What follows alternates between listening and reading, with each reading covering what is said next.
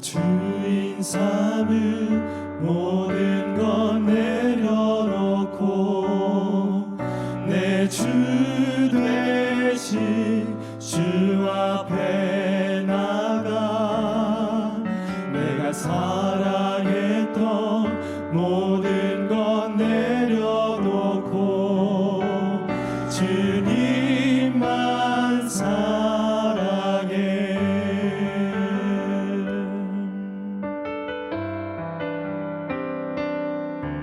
내가 주인 삼은 모든 것 내려놓고 내 주 되신 주 앞에 나가 내가 사랑했던 모든 것 내려놓고 주님만 사랑해. 주 사랑 거친 풍랑에도 깊은 바다처럼 나를 잠잠케 해. 주 사랑 내 영혼의 반석 그 사랑 위에 서리.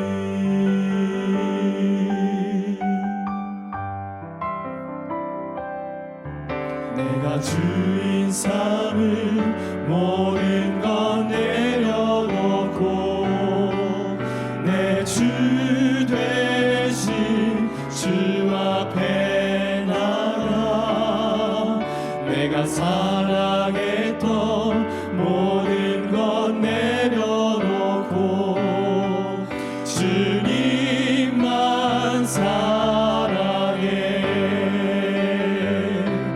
주 사랑 거친 풍랑에도 깊은 바다처럼 나를 잠잠케 해. 주 사랑 내 영혼의 반석 그 사랑 위에 서리. 주 사랑 거친 풍랑에도 깊은 바다처럼 나를 잠잠케 해. 주 사랑 내 영혼의 반석 그 사랑 위에 서리.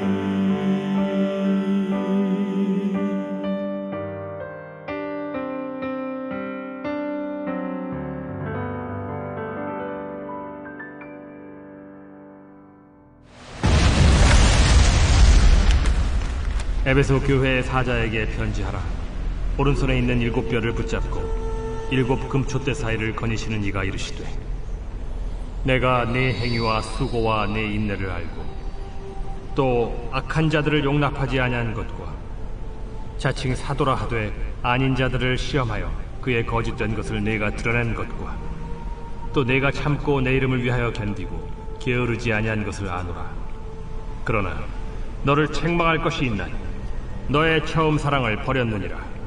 그러므로 어디서 떨어졌는지를 생각하고 회개하여 처음 행위를 가지라. 만일 그리하지 아니하고 회개하지 아니하면 내가 네게 가서 네 촛대를 그 자리에서 옮기리라. 오직 네게 이것이 있으니 네가 니골라당의 행위를 미워하는도다. 나도 이것을 미워하노라. 귀 있는 자는 성령이 교회들에게 하시는 말씀을 들을지어다. 이기는 그에게는 내가 하나님의 낙원에 있는 생명나무의 열매를 주어 먹게 하리라. 여러분 잘 지내셨죠? 네. 우리가 지금 만난 코로나19 사태는 분명 위기임에 틀림이 없습니다. 백신이 개발되기 전까지는 진정되지 않을 것이고 이 감염의 위험은 이미 일상이 되었습니다. 그래서 질병관리본부 정례 브리핑 초기에 이런 말을 한 적이 있습니다. 코로나19 발생 이전에 세상은 이제 다시 오지 않는다. 이제 다른 세상이 열렸다는 뜻입니다. 이게 소위 뉴 노멀, 새로운 기준이 제시되어야 되는 시간이 왔습니다. 이미 우리가 거부하려고 해도 거부할 수 없는 상황을 지금 만난 거죠. 자, 그러면 이제 우리가 어떻게 해야 될까? 어떻게 하는 것이 우리가 회복되는 것일까? 이 일상이 되어진 이 사회적 구조 속에서 우리는 무엇부터 시작해야 될까? 저는 여러분과 함께 요한계시록에 에베소 교회에게 하신 주님의 말씀을 통하여서 우리가 먼저 해야 될 것에 대한 부분을 함께 나누고 싶습니다. 요한계시록 2장 3장 주님께서 소아시아 7교회에게 보낸 편지가 써 있는데 그 첫 번째 편지가 가장 강력했던 교회 에베소 교회였습니다. 에베소 교회는 굉장히 아름다운 교회입니다. 그리고 아주 괄목할 만한 모습의 교회입니다. 제가 살짝 말씀을 읽어볼게요. 2절 3절 내가 내 행위와 수고와 내 인내를 알고 또 악한 자들을 용납하지 아니한 것과 자칭 사도라 하되 아닌 자들을 시험하여 그의 거짓된 것을 내가 드러낸 것과 또 내가 참고 내 이름을 위하여 견디고 게으르지 아니한 것을 아노라. 놀라운 교회죠. 사실 이게 상당한 교회입니다. 그리고 이런 모습은 사실은 예수님께서 이 편지를 쓰던 당시에 에베소 교회의 모습입니다. 96년경이죠. 여러분 그렇다면 여러분 생각해 보시죠. 그때 그 소위 기독교회는 강력했습니다. 그 이후 그 결과로 인해서 세상이 교회를 기독교를 인정하기 시작했습니다. 여러분 잘 아시는 것처럼 그 결과 313년 콘스탄티누스 황제가 밀라노 칙령을 내려서 기독교를 로마 제국이 공인하는 종교가 되게 하고 380년에 테오도시우스 황제가 데살로니가 칙령을 내려서 로마 제국의 국교로 지정합니다. 로마 제국이 얼마만큼이나 이 에베소, 특히 에베소를 중요하게 여겼냐면 요한의 무덤터에 에베소 교회를 세웠고 소아시아 지역의 중심적 소위 지역으로 교회로 사용하였습니다. 근데 그게 전부예요, 사실은. 나중에 이제 황금기를 구가하던 에베소 교회는 잦은 지진으로 소위 퇴적하기 시작하였고 원래는 항구 도시였는데 항구가 잠식되기 시작하였습니다. 그리고 612년에 대지진으로 말미암아 에베소가 부분 파괴되면서 이주가 취약되었고 결국에는 사라진 도시가 되었습니다. 제가 얼마 전에 갔더니 에베소는 유적지예요. 그냥 없어요. 그러니까 무슨 말씀이냐 하면 계시록 2장 5절 말씀에 회개하지 아니하면 내가 내게 가서 내 촛대를 그 자리에서 옮기리라 하신 말씀이 이루어진 겁니다. 그런데 여기서 우리가 알아야 될 게 있어요. 96년 그러니까 이 에베소 교회에 편지를 보내던 바로 그 시절의 교회는 강력하고 아름답고 멋있는 교회였다. 이걸 놓쳐서는 안 됩니다. 그럼 언제 612년이니까 무려 한 500년 후에야 무엇이 이루어지느냐 하면 에베소가 사라지는 겁니다. 그러면 지금은 아니에요. 지금은 아니에요. 자, 지금은 아니니까 무슨 문제가 발생하냐 하면 예수님이 하시는 말씀 자체가 잘 이해가 안 돼요. 특별히 촛대를 옮기겠다, 회개하지 않으면 촛대를 옮기겠다, 이런 말씀 자체도 이해가 안 됩니다. 왜? 우리가 지금 너무 부유하고 너무 잘 되고 예수님이 인정하신 것처럼 강력한 교회잖아요. 악한 자들을 용납지 않고 거짓된 것을 드러내고 또 참고 주님의 이름을 위하여 견디고 게으르지 아니하고 이렇게 모시는 교회가 어디 있어요? 지금 당장 그런 교회라고요. 그런데 주님의 문제가 있다는 거예요. 무엇이 문제일까? 사실 저는 이 모습이 오늘 우리가 만난 한국교회의 현실이라고 생각합니다. 뭐가 문제일까? 지금 우리가 지금 너무 잘 되잖아요. 한국교회가 지금까지 엄청나게 부흥해왔고 우리의 삶이 풍요로워졌고 모든 것이 잘 되었어요. 그런데 뭐가 문제일까? 지금 우리가 만난 이 상황들을 어떻게 극복해야 되고 어디서부터 출발해야 될 것인가? 어떻게 회복할 수 있을 것인가? 예수님께서 그 내용을 말씀해 주셨습니다. 이유가 뭔지, 나중에 너희들이 무너지게 될 그 이유가 뭔지를 미리 말씀해 주셨어요. 마치 미리 답안지를 얘기해 준 것 같아요. 그 얘기가 뭐냐면 제가 한번 읽어볼게요. 계시록 2장 4절 5절 그러나 너를 책망할 것이 있나니 너의 처음 사랑을 버렸느니라. 그러므로 어디서 떨어졌는지를 생각하고 회개하여 처음 행위를 가지라. 만일 그리하지 아니하고 회개하지 아니하면 내가 내게 가서 내 촛대를 그 자리에서 옮기리라. 놀라운 말씀을 하셨어요. 근데 사실 주님께서 처음 사랑을 버렸다라고 말씀하니까 더 어려워요. 아니 뭔 처음 사랑? 우리가 지금 뭘 놓쳤는데요? 주님이 말씀하시는 처음 사랑이 뭘까? 여러분, 우리가 회복되어지고 다시 새로워지고 하나님의 놀라운 은혜 가운데 다시 돌아가려면 회개해야 되는데 그 회개가 뭡니까? 라고 물어보는데 주님께서 처음 사랑을 버렸다는 겁니다. 1990년도에 만들어진 그 데니 드비토 감독의 영화 장미의 전쟁이라고 있습니다. 마이클 더글러스와 캐서린 터너가 주연한 영화인데 혹시 보신 분들 계실지 모르겠어요. 거기 극중 인물 이름이 올리버와 바바라, 남편은 올리버. 둘이 서로 사랑했어요. 서로 사랑하고 그리고 결혼을 합니다. 근데 처음 결혼하고 살 때는 가난했습니다. 가난한 연인이었지만 서로 사랑하며 열심히 살았습니다. 사랑하였기 때문에 힘들지도 않았어요. 그렇게 열심히 산 덕분에 남편 올리버는 유능한 변호사가 되고 아내 바바라는 아주 인정받는 요리 전문가가 됩니다. 아이들은 전부 다 좋은 대학, 하버드 대학을 다니고 기가 막히게 좋은 차와 기가 막히게 멋있는 집에서 부유하게 잘 살았어요.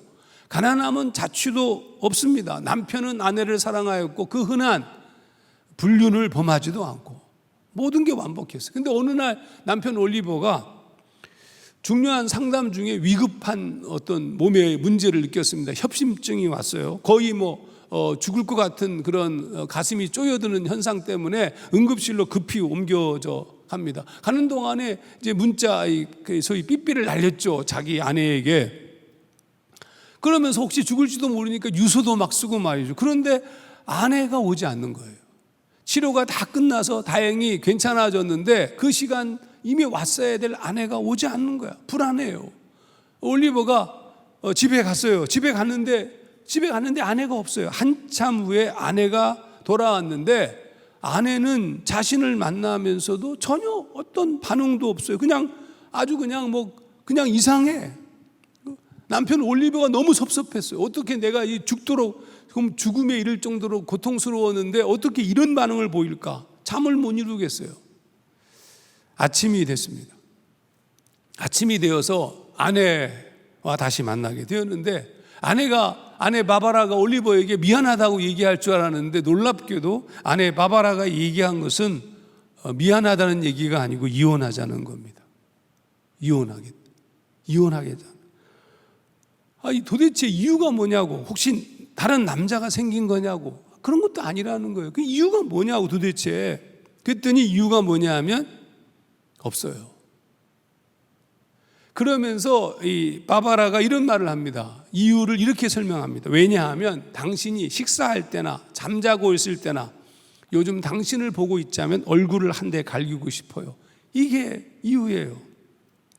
도대체 뭐가 문제일까? 남편이 문제 없어요. 남편 열심히 일하고 정말 인정받고 아내 사랑한다고 얘기하고 정말 열심히 살았는데 도대체 이유가, 여러분, 이 영화는 끔찍하게 진행되어집니다. 나중에 이 부부가 아주 싸움이 극단까지 갑니다. 극단까지. 남편이 실수로 후진하다가 아내가 소위 사랑하는 그 소위 말하면 고양이를 죽게 해요. 일부러 한 거 아닙니다. 그 아내가 그 남편에게 복수한다고 남편이 좋아하는 개를 잡아가지고 그것으로 요리를 내서 먹여. 몰랐어요. 나중에 난리 났죠. 그리고 서로가 서로를 죽이려고 애를 쓰다가 마지막에 남편과 아내가 함께 쌍들레아에 떨어지면서 둘 다 죽습니다. 둘 다 죽는데 마지막 장면에서 아내가 죽어가면서 남편이 죽어가면서 손을 내밀어 아내와 화해하려고 그러는데 아내가 남편의 손을 탁 치는 것으로 영화가 끝납니다. 이해가 안 돼요. 도대체 무엇 때문일까? 영화 속의 어느 장면에도 남편의 문제점을 등장하는 어떤 장면도 나오지 않아요. 근데 유일하게 제가 영화를 쭉 보면서 한 장면을 보게 되었는데 그게 이런 장면입니다. 두 사람이 이제 살림이 점점 펴지면서 멋있는 집을 구입했던 날입니다. 남편은 그 집을 사기 위해서 최선을 다해 살았죠. 그리고 그 이사하던 바로 그 날도 사실은 남편을 돈을 벌어야 돼. 이걸 론을 얻었으니까. 그래서 돈을 벌기 위해 가지고 출근을 합니다. 그래서 아내 혼자서 그 집을 다 꾸며야 했어요. 남편 올리버가 거기 없었습니다. 이게 전부예요. 이게 전부. 저는 이게 상당히 중요한 메시지를 우리에게 주고 있다고 생각합니다. 예수님께서 에베소 교회를 향하여서 너희들이 이것도 하고 저것도 하고 진짜 근사하고 멋있는 엄청나게 멋있는 교회예요. 이 엄청난 교회에 대한 얘기를 하고 난 다음에 뭐라고 얘기하냐면 회개할 것이 한 가지가 있는데 너희가 처음 사랑을 버렸다. 하이. 여러분 같은 관점입니다. 그러면 도대체 남편 올리버의 잘못은 무엇이었을까? 영화를 보면서 깨닫게 된 것은 이거예요. 사랑할 시간도 없이 바쁘다는 거예요. 마음을 잃어버린 겁니다. 아내를 향한 설레임도 사라지고 간절함도 사라지고 그리움도 사라진 거예요. 껍데기 모습은 너무 근사하고 멋있는 아주 근사한 남편이지만 그런데 함께 같이 밥을 먹을 시간도 없고 함께 만나서 서로 사랑을 얘기를 나눌 시간도 없고 함께 여행할 시간도 없고 이 기가 막힌 집에 이사를 오는데 함께 가구를 날라줄 사람도 없는 그래서 끝난 거라는 뜻입니다. 여러분 요한계시록에 등장하는 에베소 교회는 눈에 보이는 게 잘못한 것이 없습니다. 에베소 교회는 열심히 일한 교회였습니다. 멋있는 교회입니다. 오늘 우리 한국 교회 마찬가지입니다. 그런데 잘못한 것이 없어 보이는데 잘못했다는 거예요. 주님께서 촛대를 옮기겠다는 거예요. 지금 머지않아 너희들은 그렇게 멸망당할 것이라고 주님이 예언하고 계시는 거예요. 도대체 이유가 뭐냐는 거죠. 영화 장미의 전쟁 언어로 한번 재구성해 봤습니다. 주님 왜 회개하라고 하시는 거죠? 제가 뭘 잘못했나요? 구체적으로 말할 수는 없다. 내가 싫어진 건가요? 그런 건 아니다. 그러면 제가 봉사했지 않습니까? 어렵고 힘든 살림 중에서도 열심히 교회 섬기고 열심히 제가 헌신하지 않았습니까? 바쁘고 힘들지만 교회 일을 하면 우선적으로 했고 이것도 하고 저것도 하고 근데 제가 뭘 잘못했는데 회개하라고 하십니까? 그 이유는 한번 말씀해 주시죠. 장미의 전쟁 언어로 바꾸면 왜냐하면 그냥 네가 예배할 때나 기도하고 있을 때나 요즘 너를 보고 있자면 얼굴을 한 대 갈기고 싶다.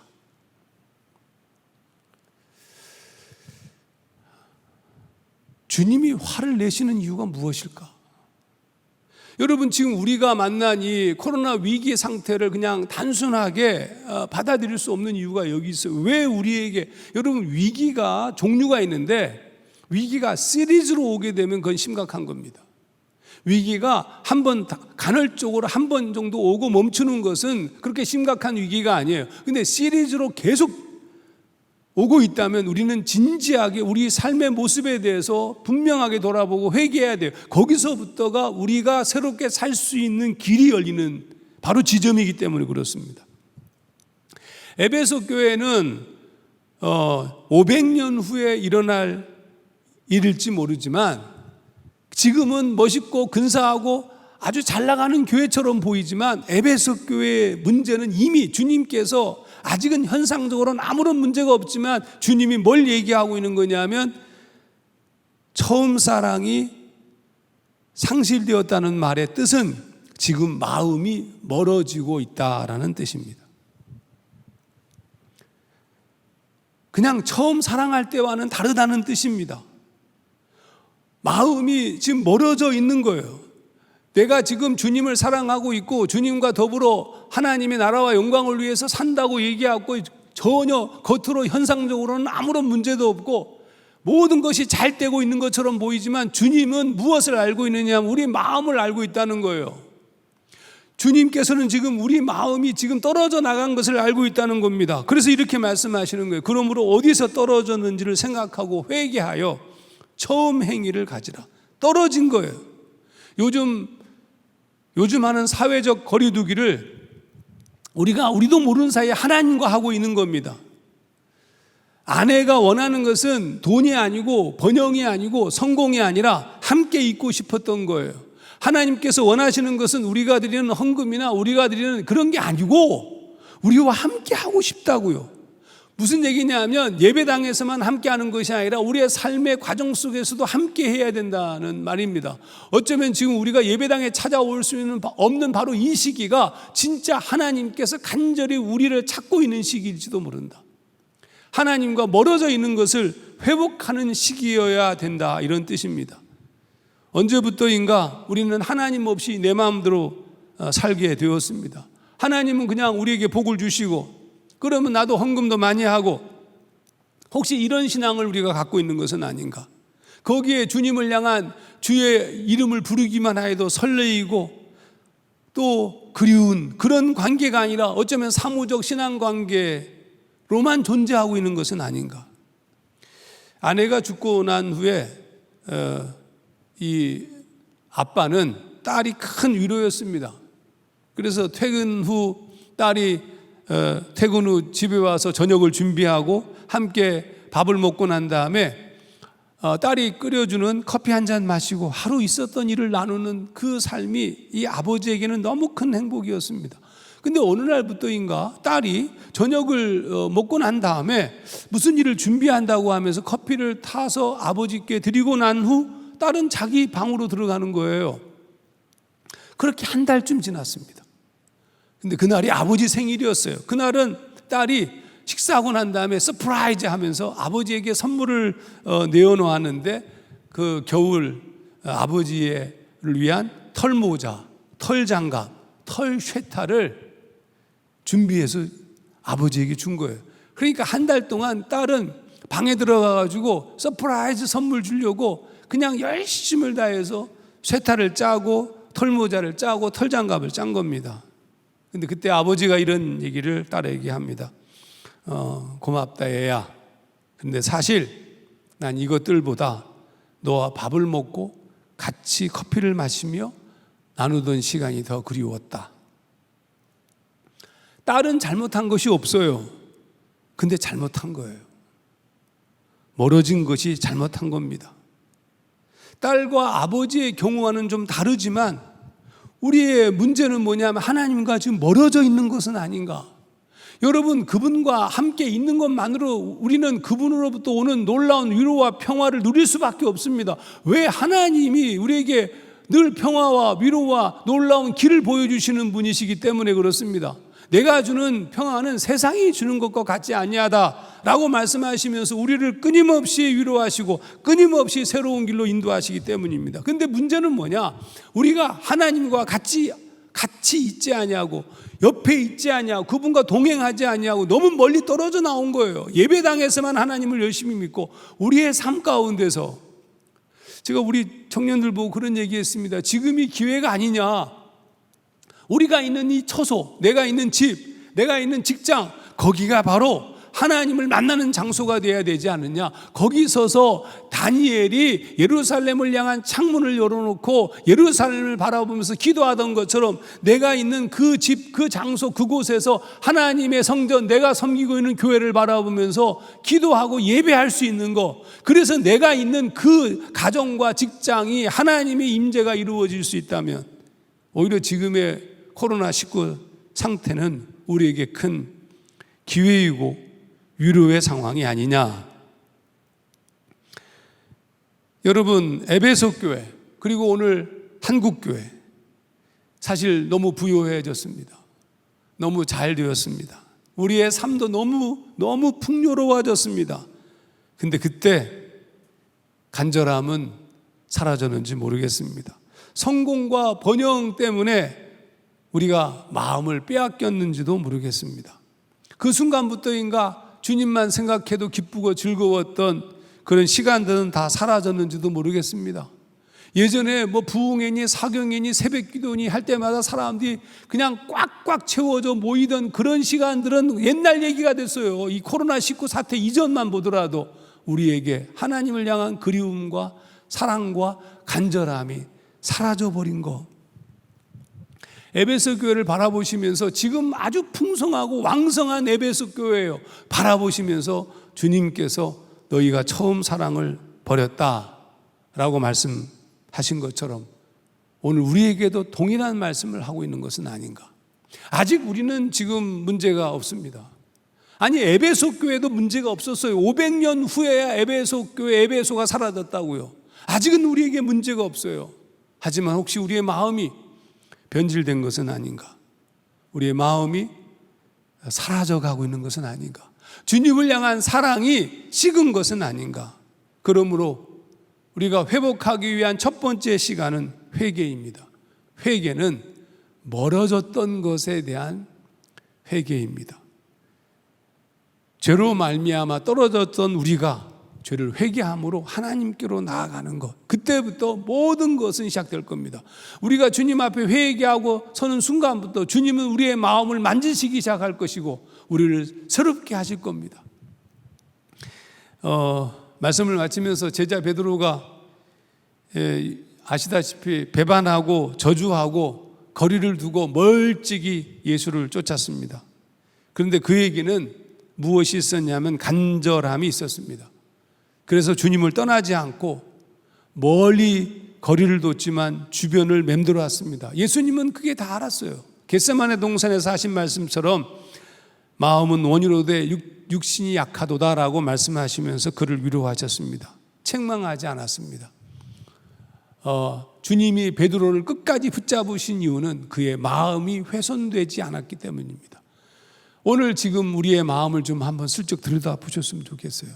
주님을 향한 마음을 회복하시고 그리고 우리의 죄를 주님 앞에 고백함으로 다시 원래의 자리로 돌아오는 주님의 전을 멀리 떨어져 있으니까 예배당에 올 수 없으니까 더 사모하며 주의 전을 바라보면서 다니엘처럼 기도하는, 그렇게 나아갈 때 진정한 회복과 하나님의 평안이 우리 가운데 있을 줄 믿습니다. 힘을 내어서 더 열심히 주님을 쫓아가는 우리 모두가 되기를 주의 이름으로 축원합니다. 기도하겠습니다. 하나님 아버지, 은혜와 사랑을 감사드립니다.